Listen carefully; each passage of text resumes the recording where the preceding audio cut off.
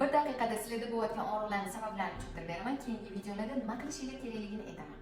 Demak, o'rta umurtqa og'riyotgan bo'lsa, bu umurtqaning o'zini muammosi. Yuqoriga tomon, ayniqsa o'ng tomon og'riyotganda, bu o'ng buyrakning shishida og'riq. Pastlar, delilardan past tos qismi og'riyotgan bo'lsa, bu tosning o'zini yoki nevrologik muammolar. Yana og'riq shu yerdan boshlanib, orqaga, pastga qarab uzatiladi.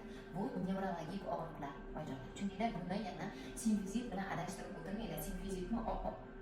Simfizitning og'riqlari orqaga bermaydi, yana oyoqqa bermaydi.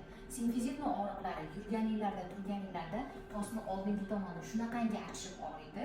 Tasavvur qilamiz. Kindikni o'zini og'rishi, pupochная grijja chiqayotganligidan, ikki yon tomondagi og'riqlar volomatkaga tirilayotgandagi og'riqlar. O'ng tomon yuqoridagi og'riqlar u tufaylilarniki bo'ladi, u dimlanib qolayotgan bo'ladi. Chap tomonlardagi og'riqlar ichinglar qotishidan yoki nevrologik muammolar. Ikkala shu tomoningizni achishib og'rishi bilan hammasi nerv muammolari.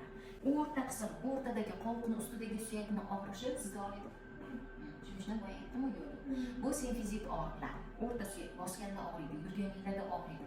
Eng yaxshisi mana bandaj taqishinglar. Shunday bandaj taqsanglar shunday ko'tarib turadi. Juda ham mazza qilasiz.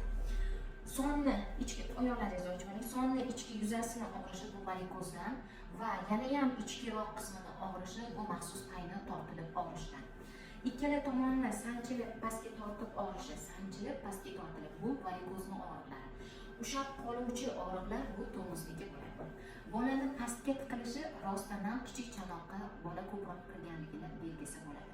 Sizlar qovog'inglarning ikki yonida ishib qoluvchi narsa bu varikozlar. Agar ishib qolgan narsa qattiq bo'lsa, bu grijja bo'lishi mumkin. Yumshoq bo'lsa, bu varikoz bo'ladi. Asosan kechqurun sizlarni bezovta qiladi.